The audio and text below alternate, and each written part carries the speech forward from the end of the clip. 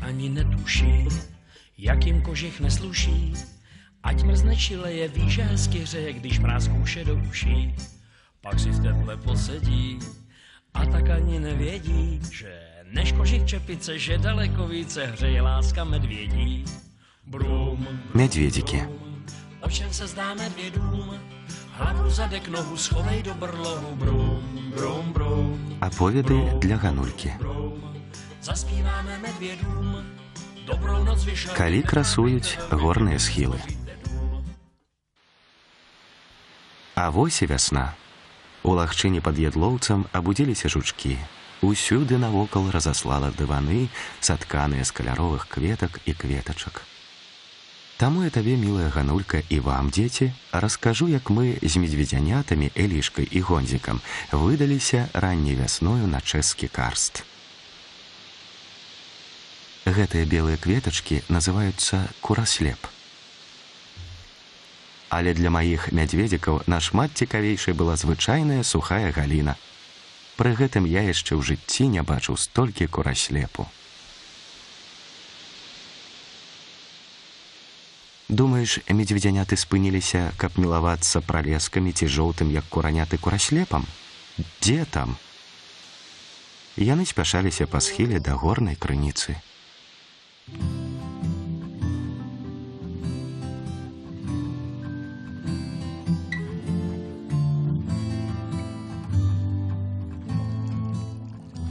Тут можна было папіць, астудзіцца халоднай вадой ці пагуляць з кроплямі, якія зіхцелі, як перлы, што выпалі з пацерак лясных фей.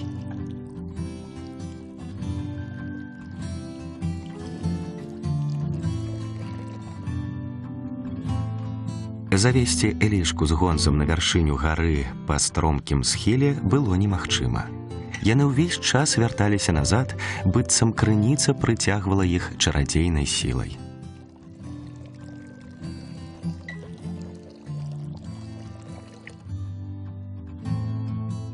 Балазе я ўзяў з сабою ў дапамогу хлопчыка.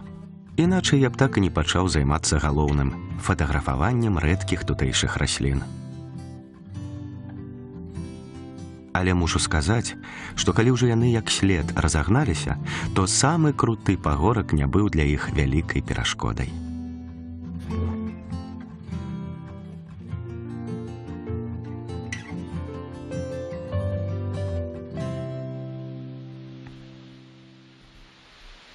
Неўзабаве мы дайшлі на самы верх. Элішка спрытна залезла на дрэва, нібы чакала, што ўбачыць недзе ўдалечыні святло. Відаць, ім з Гонзам захацелася перніка. Хай сабе шукаюць казачную хатку з пернікаў, абы дазволілі мне спакойна паздымаць, думаў я.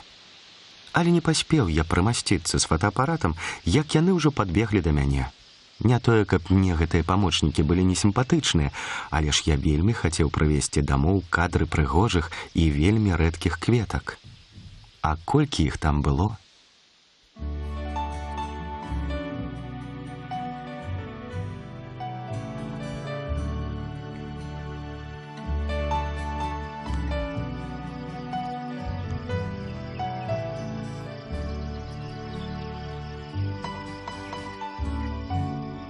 Калі медведзяняты разышліся і не далі мне сфатаграфаваць цёмна-фіялетавыя званочкі анемонаў, то я перадумаў наведваць і конепрускія пячоры.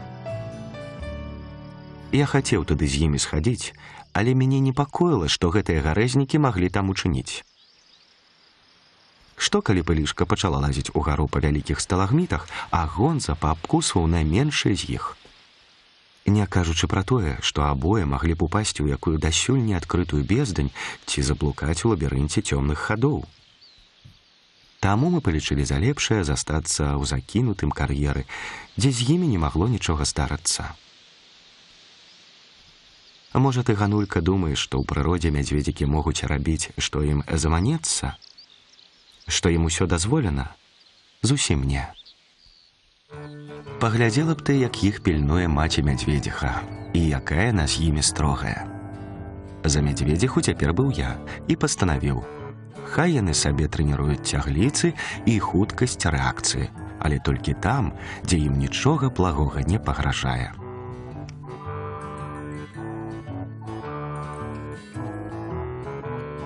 Імператор Карл IV быў перакананы цвёрда, што мядзведзеў на Карлштейне 300 год як почут знік. Раптам звежу ўніз ён зірк, не згубіў карону ледзьве, грукнуў сам сябе па лбе. Каля замку 2 мядзведзі, зухі ў вольнай барацьбе. Наблізіўся вечар, хлопчык паехаў дамоў. Мы з Гондзікам і Элішкай пастанавілі знайсці месца, каб заначаваць. У кніжках пішуць, што мядзведзі баяцца намётаў. Таму, калі я даставаў рэчы, то спадзяваўся, што калі яны ўбачаць намёт, то не будуць блізка падыходзіць, і я змагу спакойна выспацца. Але як толькі я пачаў ставіць намёт... Вацлаве, няўжо ты думаў, што я табе не дапамагу? Не бойся, мы, мядзведзі, ведаем, як трэба. А Элішка што рабіла, па-твойму? Вацлаве, можа, я пакуль згатую нешта смачненькае? Ням-ням, гэта ж можна, праўда? Карацей, мядзведзі ёсць мядзведзі. Гонза кантраляваў, ці нашае жытло вытрывае ў выпадку навальніцы. А я? Я выдаўся наламаць сучча для вогнішча. Бальшыня лясных турыстаў вызнае правіла: сардэльку лепш схаваць ад мядзведзя і галоднага таварыша. Але ў нас было па-іншаму. Медведзяняты палічылі найлепшым мне дапамагчы. Калі вогнішча ўрэшце як след запалала, Элішка і Гонза ўсё-ткі пачалі баяцца агню. Вацлаве, асцярожна, гэта ж не цяпельца, гэта гарачыня. А якое полымя, асцярожней, дарагі чалавеча. Але пах запечаных кіўбасак іх урэшце ўсё адно спакусіў. Здагадайся, Ганулька, колькі мне засталося сардэлек у той вечар, калі мы з Гонзам і Элішкай атабарыліся на прыродзе? Угадай.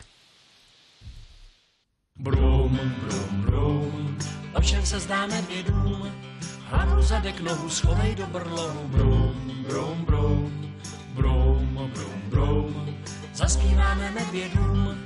Dobrou noc vyšelmi, nechrápejte velmi, nebo si zboříte dům. Honzíka a Elišku podrbejte na bříšku, strejdu fotografa nedrbejte, bacha, jen ty, co jsou v kožíšku. Brum, brum, brum, o čem se zdá medvědům, hlavu zadek nohu schovej do brlohu. Brum, brum, brum, brum, brum, brum, zaspíváme medvědům. Dobrou noc vyšel mi, nechrápejte velmi, nebo si zboříte dům.